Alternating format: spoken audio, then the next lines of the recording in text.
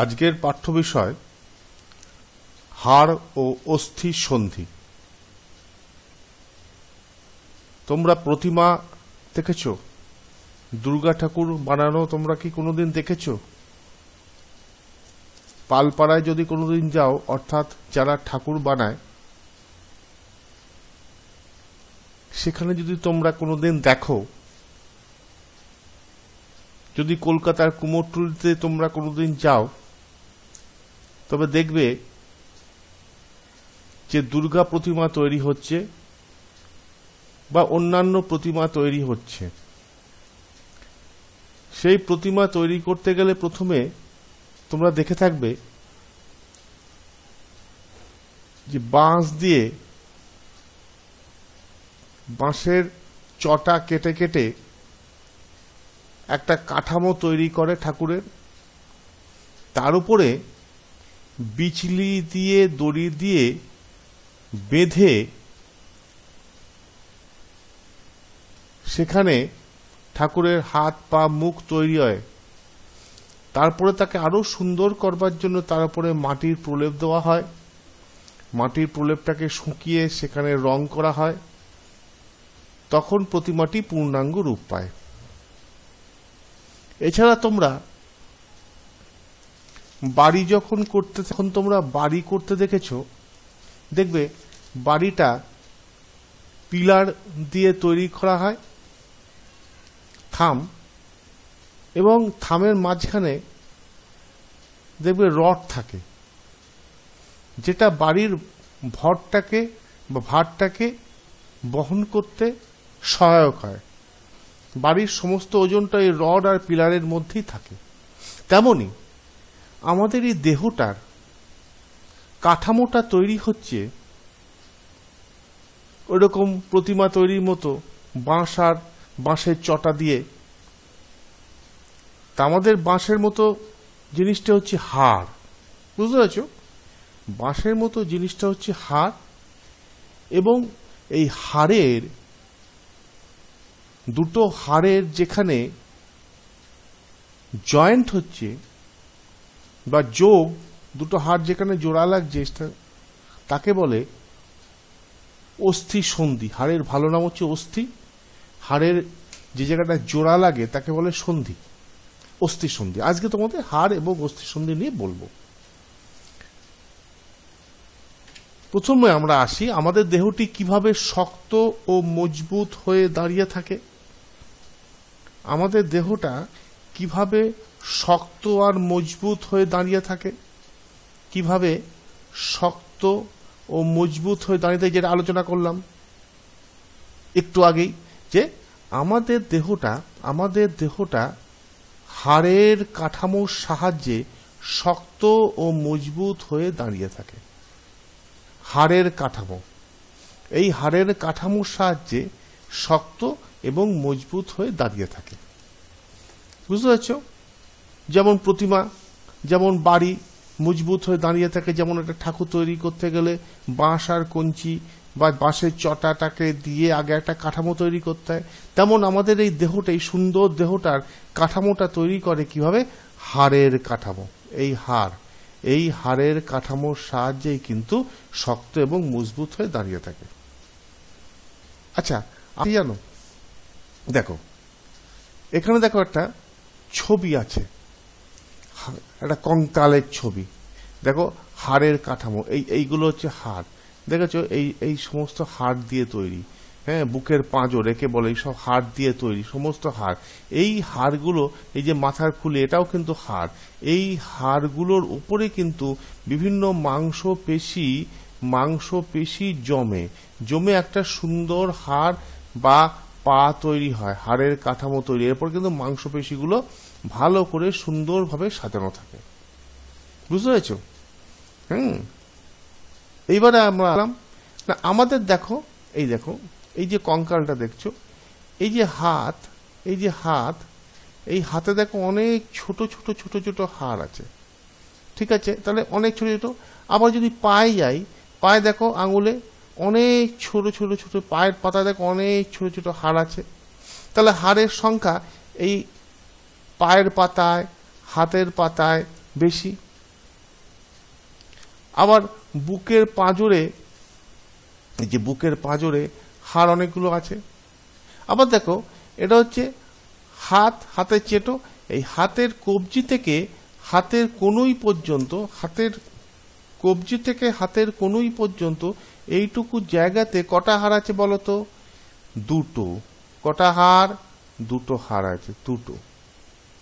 আবার তোমার কনুই থেকে কাঁধ পর্যন্ত কটা হাড় আছে এখানে? ইয়েস, একটা হাড় আছে, একটা হাড় আছে। তাহলে হাড়ের সংখ্যা বিভিন্ন জায়গায় বিভিন্ন রকম। আবার দেখো এই পায়ের গোড়ালি থেকে পায়ের হাঁটু পর্যন্ত দুটো হাড়, আবার পায়ের হাঁটু থেকে কোমর পর্যন্ত একটা হাড়। এই হাড়গুলোর কিন্তু বিভিন্ন রকম নাম আছে, আমরা আস্তে আস্তে সেখানে যাব। তাহলে হাড় কিন্তু জায়গায় বিভিন্ন সংখ্যায় থাকে। দেখেছো এখানে যেটা দেখাচ্ছিলাম সে একই রকম ছবি, হাতে অনেকগুলো ছোট ছোট ছোট ছোট হাতে দেখেছো ছোট ছোট ছোট ছোট হাড় আছে বিভিন্ন সংখ্যা। এটা হাতের, এটা হচ্ছে পায়ের, এটা হচ্ছে পায়ের, বিভিন্ন রকম তার নাম আছে। বুঝেছ? এইবারে আমরা আসছি হাড় কোথায় কিভাবে আছে আমরা কি করে বুঝবো? আমাদের দেখো, আমাকে দেখে বোঝা যাবে, আমি যে পড়াচ্ছি যে স্যারের কোথায় কতটা হাড় আছে, কত সংখ্যক হাড় আছে, বোঝা যাবে? বোঝা যাবে না। কিন্তু আমাকে যদি চামড়া ছাড়িয়ে, মাংসগুলো ছাড়িয়ে যদি হাড়গুলো দেখা যায়, যদি আমাকে কঙ্কালে পরিণত করো, তাহলে কিন্তু বুঝতে পারবে যে হাড় কোথায় কিভাবে আছে। ওই যে আগে আমরা ছবিটা দেখলাম কঙ্কাল, তাহলে কঙ্কাল দেখে আমি বুঝতে পারছি না যে কোথায় কিভাবে হাড় আছে। এই যে আগের ছবিতে দেখো, এই যে একটা কঙ্কালের হাত, এই কঙ্কালের হাত দেখে আমি বুঝতে পারছি কোথায় কিভাবে হাড় আছে। তাই না? তেমনি হাড় কোথায় কিভাবে আছে আমরা কি করে বুঝবো? কঙ্কাল দেখে বুঝবো। এবার আমরা আসছি হাড়ের অপর নাম কি? হাড়ের অপর নাম কি? হাড়কে আমরা ভালো নামে কিভাবে চিনি?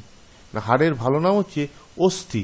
অ দন্ত শয় থয় হস্যি, বানানটা কিন্তু ভালো করে ঠিকভাবে লিখতে হবে। অ দন্ত শয় থয় হস্যি, অস্থি। হাড়ের অপর নাম অস্থি। সন্ধি, এই টার্মগুলো কিন্তু মনে রাখতে হবে, এই কথাগুলো। সন্ধি, দন্তস্ব দন্ত নয় ধয় হস্যি, সন্ধি। সন্ধি কাকে বলে? জোড়। দুটো জিনিসের দুটো হাড়, এই একটা হাড় আর এই একটা হাড়, এই যে জোড়, এই জোড়টাকে একে বলা হচ্ছে সন্ধি। একে বলা হচ্ছে সন্ধি। এই যে জোড়, এই যে হাতে দেখেছো দুটো হাতের এই যে জোড়, এই যে জোড়, এই এখানে যে দুটো হাড়ের যে জোড়, এই জোড়গুলোকে বলা হচ্ছে সন্ধি। হাড়ের জোড়কে বলে সন্ধি। অস্থি সন্ধি কাকে বলে? না, হাড়ের জোড়কে অস্থি সন্ধি বলে। কারণ এই যে দেখো অস্থি সন্ধি, হাড়ের ভালো নাম অস্থি, আর জোড়কে বলে সন্ধি। দেখো এখানে দেখো অস্থি সন্ধি, এই একটা হাড়, এই একটা হাড়, এর ভালো নাম কি? অস্থি। হাড়ের ভালো নাম কি? হাড় বা অস্থি। ঠিক আছে, হাড় বা অস্থি। আচ্ছা, আর এই যে দুটো হাড়, এই একটা হাড় আর এই একটা হাড়, এই দুটো হাড়ের এই যে জোড়টা, এটা হচ্ছে সন্ধি। দুটো হাড়ের জোড়, সেটাকে বলে অস্থি সন্ধি। অস্থি সন্ধি। দেখেছো অস্থি সন্ধি? আবার ছবি সুন্দর, এ দেখো এই হাড়টার নাম হচ্ছে ফিমার, মানে যেটা তোমার হাঁটু থেকে কোমর পর্যন্ত গিয়েছে, এটা ফিমার। আবার এখানে পায়ের গোড়ালি থেকে পায়ের হাঁটু পর্যন্ত গিয়েছে, এটা হচ্ছে দুটো হাড়, একটার নাম টিবিয়া আর একটার নাম ফিবুলা। এটার নাম হচ্ছে টিবিয়া, এটার নাম হচ্ছে ফিবুলা, এটা হচ্ছে ফিমার। এগুলো তোমরা বড় হয়ে জানবে। যদি তোমরা ডাক্তারি পড়ো না, এই হাড় নিয়ে তোমাদের নড়াচড়া করতে হবে।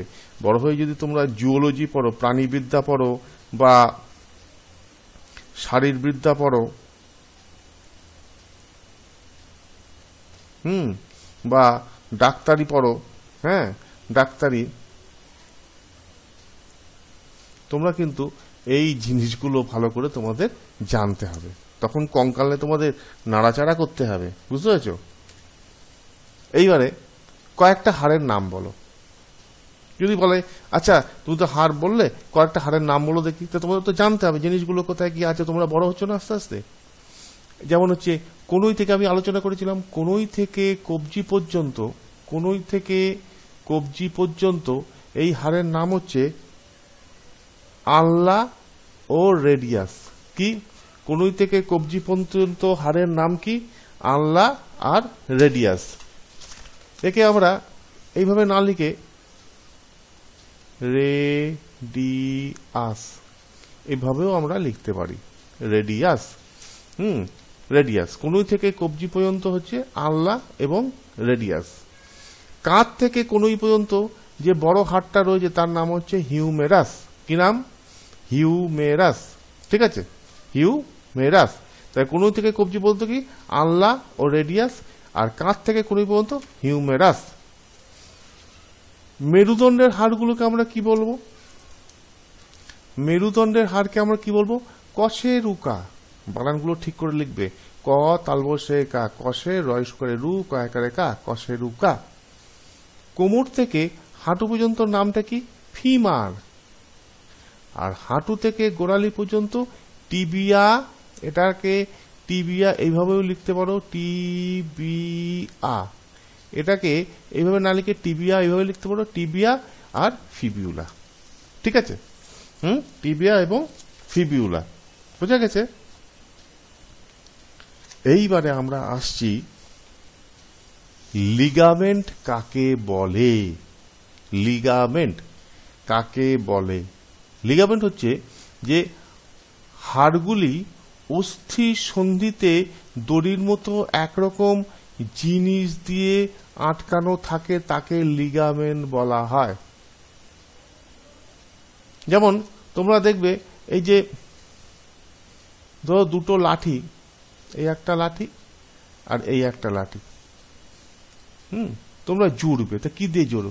লাঠি দুটো নিয়ে মাঝখানে দড়ি দিয়ে তোমরা আটকে দাও, যাতে লাঠিটা লম্বা হয় বা লাঠিটা জুড়ে মজবুত হয়। তা সেরকম দুটো হাড়, এই একটা হাড় আর এই একটা হাড়, এই একটা হাড় আর এই একটা হাড়, এই দুটো হাড়ের মাঝখানটা যে জয়েন্ট বা যোগ বা সন্ধি, সেখানে এরকম দড়ির মতো এক ধরনের জিনিস দিয়ে আটকানো থাকে, যাতে দুটো হাড় নড়াচড়া করতে পারে। একে বলা হচ্ছে লিগামেন্ট। কি বলা হয়? লিগামেন্ট। কি বলা হয়? লিগামেন্ট বলা হয়, লিগামেন্ট। বোঝা গেল? তাহলে হাড়গুলি অস্থি সন্ধিতে দড়ির মতো একরকম জিনিস দিয়ে আটকানো থাকে, তাকে লিগামেন্ট বলে। ঠিক আছে, তাকে লিগামেন্ট বলে। এই যে দেখো সুন্দর, এই একটা অস্থি,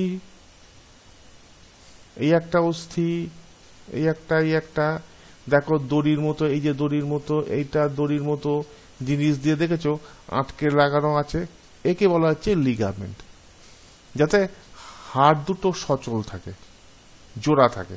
বুঝতে পেরেছো? লিগামেন্ট। আচ্ছা, অস্থিসন্ধিগুলো, এই যে অস্থিসন্ধিগুলি কিভাবে সচল থাকে না, অস্থিসন্ধিগুলির চারিদিকে এক প্রকার তরল থাকে, যেটি অস্থিসন্ধিকে সচল রাখতে সাহায্য করে। অস্থিসন্ধিগুলির চারদিকে এলো, তাহলে অস্থিসন্ধিগুলি কিভাবে সচল থাকে? অস্থিসন্ধিগুলির চারিদিকে এক প্রকার তরল থাকে, যেটি অস্থিসন্ধিকে সচল রাখতে সাহায্য করে। বোঝা গেছে? আচ্ছা, এইবারে আমরা পরের প্রশ্নে আসি। অস্থি মজবুত করতে, এই অস্থি মজবুত করতে কোন পদার্থ লাগে? এই যে আমরা অস্থিগুলো আস্তে আস্তে ছোটবেলায় হাড় বলে, শিশুদের হাড় নরম থাকে, আস্তে আস্তে যত বড় হই অস্থি বড় হয়, অস্থি আস্তে আস্তে শক্ত হতে হবে। হ্যাঁ, আমাদের তো অনেক কাজকর্ম করতে হয়, অস্থিগুলোকে বড় হতে হবে, শক্ত না হলে আমরা কাজ করতে পারবো না। তো সে অস্থিগুলোকে মজবুত করতে কি লাগে? ক্যালসিয়াম। ক্যালসিয়াম নামক এক প্রকার খনিজ পদার্থ লাগে। ক্যালসিয়াম নামক এক প্রকার খনিজ পদার্থ লাগে, ক্যালসিয়াম। এই ক্যালসিয়াম সম্বন্ধে আমরা বড় হয়ে উঁচু ক্লাসে আরো বিস্তারিতভাবে পড়ব। এবার আমরা জানি যে ক্যালসিয়াম হাড়কে বা অস্থিকে মজবুত করতে লাগে, তাহলে আমাদের ক্যালসিয়াম খেতে হবে, তাই না? যদি আমরা ক্যালসিয়ামটা খাই তাহলে আমাদের দেহ আরো বাড়বাড়ন্ত হবে, আমাদের অস্থি বাড়লে আমরা লম্বা হব, তোমাদের তো লম্বা হতে হবে। তাহলে লম্বা হতে গেলে কি হবে? হাড়কে লম্বা করতে হবে। তাহলে হাড়কে লম্বা করতে গেলে কি লাগে? ক্যালসিয়াম লাগে। তাহলে কোন খাদ্যে ক্যালসিয়াম থাকে? কোন খাদ্যটা খেতে হবে? দুধ আর ডিম। তোমরা কিন্তু অনেকে দুধ খেতে চাও না, দুধটা কিন্তু খেতে হবে। দুধে কিন্তু ক্যালসিয়াম আছে, ডিমে কিন্তু ক্যালসিয়াম আছে। এই দুধ ডিম তোমরা খেলে তোমাদের কিন্তু হাড় বাড়বে না। একটা কথা আছে, দুধ না খেলে হবে না ভালো ছেলে, মনে আছে গানটা? ঠিক আছে, তাহলে আমরা আজকে অস্থি সম্বন্ধে কিন্তু অনেক কিছু জানলাম। এইবারে আমরা তাহলে আরেকবার যদি জিনিসটাকে ঝালিয়ে নেই, যদি আরেকবার আমরা জিনিসটাকে ঝালিয়ে নেই, তাহলে কি দেখবো না আমাদের দেহটি কিভাবে শক্ত এবং মজবুত হয়ে দাঁড়িয়ে থাকে, না আমাদের দেহটি হাড়ের কাঠামোর সাহায্যে শক্ত এবং মজবুত হয়ে দাঁড়িয়ে থাকে। এই যে হাড়ের কাঠামো, কঙ্কালের কাঠামো দেখতে পাচ্ছ, ঠিক আছে? হাড় কোথায় কিরকম ভাবে থাকে না দেহের বিভিন্ন অঙ্গে বিভিন্ন সংখ্যায় থাকে। যেমন হাতের ও পায়ের আঙুলের ছোট ছোট অনেক হাড় থাকে, কনুই থেকে কবজি পর্যন্ত দুটো, কনুই থেকে কাঁধ পর্যন্ত একটা হাড় থাকে, দেখেছ? আচ্ছা, হাড় কোথায় কিভাবে আছে কি করে বুঝবো? না আমরা কঙ্কাল দেখে বুঝবো। আমরা কি করে বুঝবো? কঙ্কাল দেখে বুঝবো। হাড়ের অপর নাম কি? ইয়েস, হাড়ের অপর নাম অস্থি। সন্ধি কাকে বলে? অস্থি সন্ধি কাকে বলে? না হাড়ের জোরকে অস্থি সন্ধি বলে। ঠিক আছে, দেখেছো অস্থি সন্ধি। আচ্ছা, কয়েকটা হাড়ের নাম বলো। না কনুই থেকে কবজি পর্যন্ত হাড় হচ্ছে আনলা ও রেডিয়াস, কাঁধ থেকে কনুই পর্যন্ত হচ্ছে হিউমেরাস, মেরুদণ্ডের হাড়গুলোকে বলা হয় কশেরুকা, কোমর থেকে হাঁটু পর্যন্ত বলা হচ্ছে ফিমার, হাঁটু থেকে গোড়ালি পর্যন্ত হচ্ছে টিবিয়া ফিপুলা। ঠিক আছে, এইগুলো খাতায় কিন্তু সুন্দর করে লিখে তোমাদের একটু মনে রাখতে হবে। আর কঙ্কালটা দেখে যদি তোমরা মনে রাখতে পারো তাহলে তো কোনো কথাই নেই, অর্ধেক ডাক্তার হয়ে গেলে। লিগামেন্ট কাকে বলে? না হাড়গুলি অস্থির সন্ধিতে দড়ির মতো একরকম জিনিস দিয়ে আটকানো থাকে, তাকে লিগামেন্ট বলে। এই যে লিগামেন্টের ছবি, দড়ির মতো যেটা দেখালাম, এই যে দড়ির মতো ছবি, এগুলো হচ্ছে লিগামেন্ট। অস্থিসন্ধিগুলি কিভাবে সচল থাকে? না অস্থিসন্ধিগুলির চারদিকে এক ধরনের তরল পদার্থ থাকে, সেই তরল পদার্থের সাহায্যে অস্থিসন্ধিগুলি কিন্তু সচল থাকে, তাই না? এবার হচ্ছে অস্থি মজবুত করতে কোন প্রকার পদার্থ লাগে? কি লাগে? ক্যালসিয়াম লাগে। কোন খাদ্যে ক্যালসিয়াম থাকে? দুধ এবং ডিমে ক্যালসিয়াম থাকে। তাহলে তোমরা কিন্তু আজকে হাড় সম্বন্ধে ভালো করে জানলে। তোমরা বাড়ি গিয়ে এই জিনিসটা একটু ভালো করে আমি যেটা পড়ালাম একটু মনে করে খাতায় যদি লিখতে পারো তাহলে কিন্তু তোমাদের ভীষণ ভালো হবে। বোঝা গেছে?